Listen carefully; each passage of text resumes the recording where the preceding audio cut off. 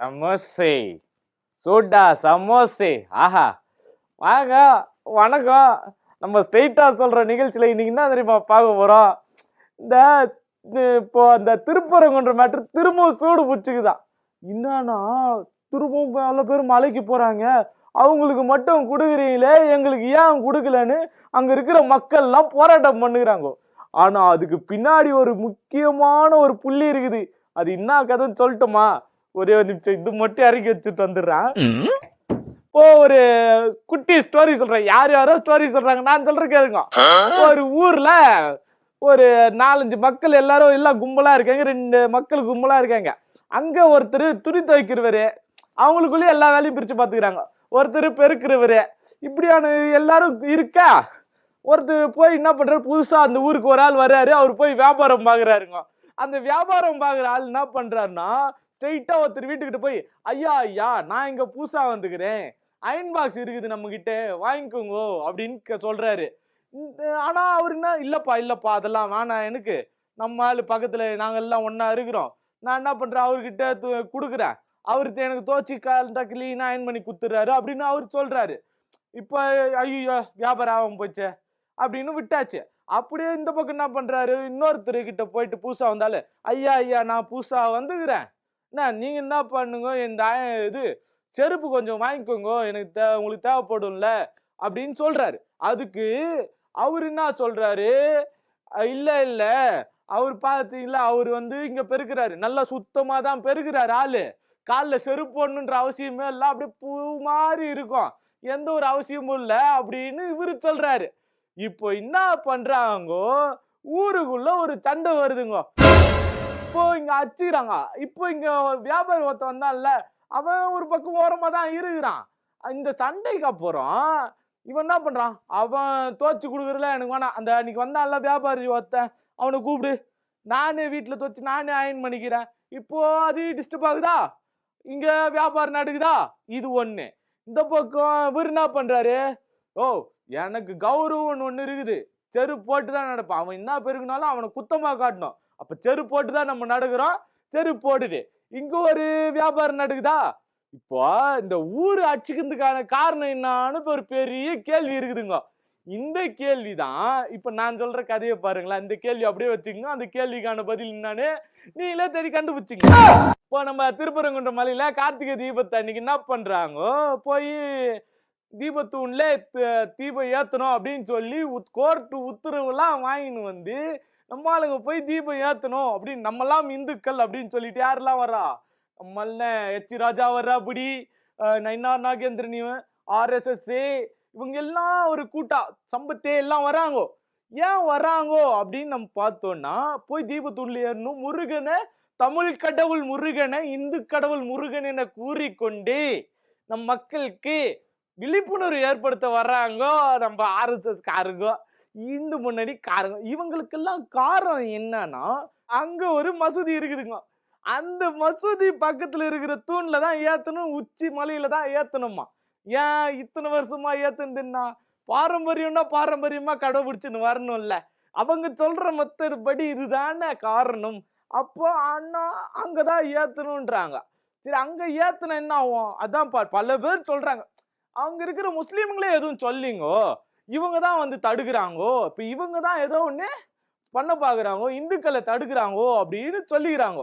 அப்படியே இந்த பக்கம் வந்தீங்கன்னா இவங்க என்ன சொல்றாங்க, இப்ப நாங்களாம் அதெல்லாம் கேட்கல, யாரு, கோயில் நிர்வாகம், இது வேலை, கோயில் நிர்வாகத்தோட வேலை, அவங்க ஏத்த போறாங்க. நீ பக்தியோட வந்தியா கும்பிட்டியா போனேன்னு, என் முருகன் நான் கோச்சுக்குவா போறாரு இல்ல கேக்குறான், முருகன் கோச்சு பாரா, இல்ல முருகன் திரும்ப இங்க இருந்து திருப்பரங்குன்றத்துல இருந்து கிளம்பி போய் பயணியில உட்காந்து பாரா எனக்கு கொடுக்கலன்னு.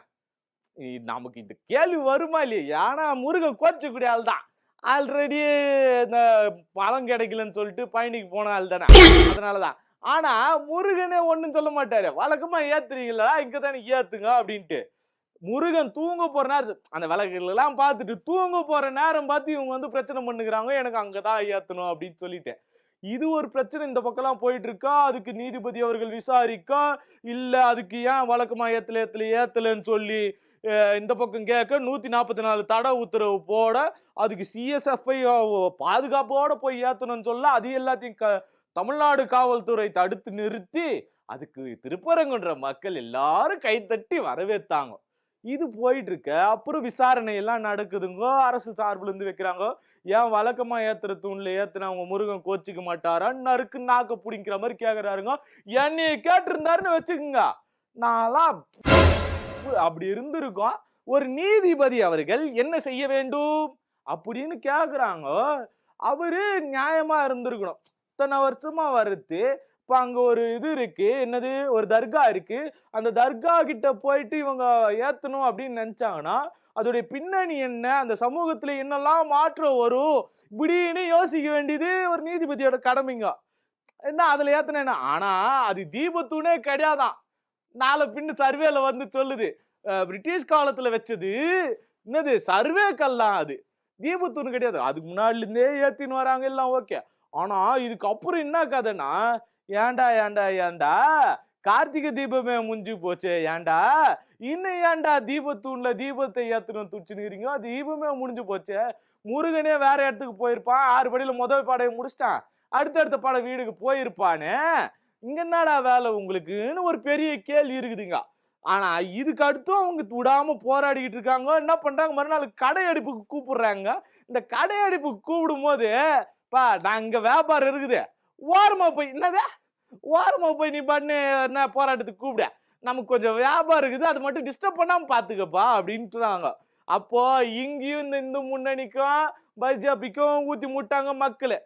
இப்ப என்ன பண்றாங்க, ஒரு சுத்து வட்டார பேச்சுக்கு இடையில ஒரு துயரமான சம்பவம் ஒண்ணு நடந்து போச்சுங்க. நம்ம மனசே வேதனையா போச்சுங்க. எத்தனை பெரியார் வந்தாலும் திருத்த முடியாதுன்னு சொல்றது இங்கதாங்க. நம்ம பூரணச்சந்திரன்ற ஒரு இளைஞர், அவரு தொழில் நடத்துறாரு. இவர் பாத்தீங்கன்னாங்க என்ன பண்ணிட்டாரு, கோயிலோட புனிதம் கெட்டுருன்னு சொல்லிட்டு தீபத்தூண்ல தீபம் ஏத்தல அப்படின்னு சொல்லிட்டு போலீஸ் ஸ்டேஷன்ல பெரியார் சிலை கிட்ட இருக்கிற போலீஸ் பூத்துல போயிட்டு கதவு சாத்திக்கின்னு ஒரு வாய்ஸ் நோட் போட்டு தீ குளிச்சிடுறாருங்க. இந்த பெரியார் இருக்கிறாருங்களோ, பெரியாரு ஈவே ராமசாமி பெரியார் சொல்றாங்கல்ல, அவர் என்ன சொன்னார்னா, ஏன்டா ஏன்டா நீ கோயிலுக்கு இஷ்டத்துக்குன்னு போற வர கும்பிடுற எல்லாம் ஓகே, கோயில் கடவுளே இல்லைன்னு சொன்னவரு பெரியாருன்னு சொல்றீங்க. ஆனா இந்த பெரியார் என்ன பண்ணாரு, எல்லாரையும் கை பூச்சி கோயிலுக்குள்ளதான் கூட்டின்னு போனாரு. ஆனா நம்மாலு பூர்ணச்சந்திரன் என்ன நினைச்சுக்கிட்டாருன்னா, கோயிலோட புனிதன்மை கட்சிட்டு இப்போ தீபத்தூண்ல ஏத்தாத்துனால முருகனே கிளம்பி கோச்சின்னு போயிட்டாரு இப்படின்னு அவரா நினைச்சுக்கிட்டு போய் போலீஸ் பூத்துல தீ குச்சி கொளுத்திட்டாருங்க. ஏன்னா போலீஸ் பூத்துல போனன்றதுக்கும் அவரே தெளிவா ஒரு வாய்ஸ் நோட்டு விளக்கம் போட்டிருக்காருங்க. என்னன்னு பாத்தீங்கன்னா, அங்க கோயிலோட புனித தன்மை கெட்டுக்கூடாது, அதனால என்ன பண்ணும், பெரியார் சிலை முன்னாடி போலீஸ்லாம் தடுத்தாங்க இல்லையா, அவங்களுடைய இதுக்குள்ளேயே போயிட்டு நான் தீ வச்சுக்கிறேன், இது வழியா அந்த ஒரு தீர்வு கிடைக்கட்டும் அந்த தீபத்தூண்ல தீபம் ஏத்துறதுக்கு அப்படின்னு சொல்லியிருக்காருங்க.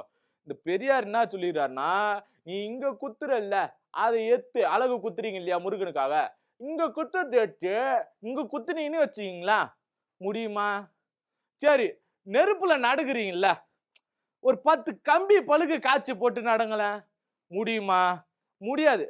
ஆனா இப்பேற்பட்ட வார்த்தைகளை சொன்ன பெரியாரோட வார்த்தைகள்ல எடுத்துக்காம அந்த கடவுள் இல்லைன்னு சொன்னதுக்கான காரணத்தையே மறந்துட்டு இந்த மாதிரியான ஆட்கள் இப்படி பண்றது இருக்குது இல்லையா, மிகவும் வருத்தத்தக்க ஒண்ணுங்க. ஆனா இந்த இடத்துலயும் இந்த பிஜேபி காரங்க ஒரு சதி பண்றாங்க.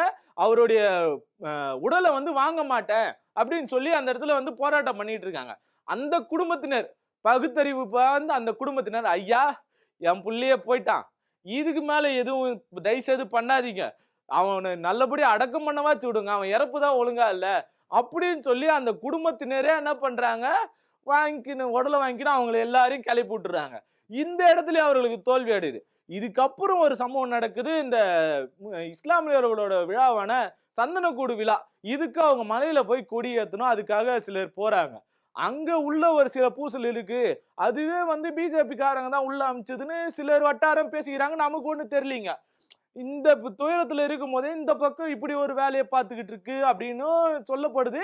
நான் கன்ஃபர்மேஷன் நியூஸ் தெரியல, அதெல்லாம் விசாரணைக்கு அப்புறம் வரும், நீங்க அதை தெரிஞ்சுங்க.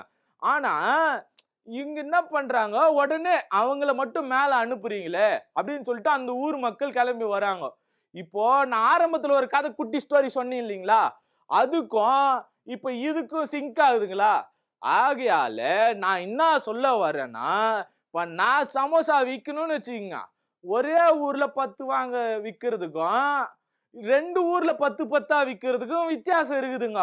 இப்ப இதனால யாருக்கு லாபம், என்ன லாபம்ன்றத நீங்க யோசிச்சீங்கன்னு வச்சுக்கங்க, பல வியாபாரிகள்லாம் இதுல சிக்காம இருப்பாங்க. அவங்க வழியில நீங்க சிக்காம இருப்பீங்க. கொஞ்சம் ஜாக்கிரதையா இருங்க. நமக்கு வியாபாரத்துக்கு லேட் ஆகுதுங்க. அடுத்த வாட்டி ஸ்ட்ரெயிட்டா சொல்றேன்ல, என்ன சொல்லலான்னு பார்த்துடலாங்க. அது வரைக்கும் விடை பெற்றுக் கொள்கிறேன். நன்றி, வணக்கம். சமோசே சூடா சமோசே.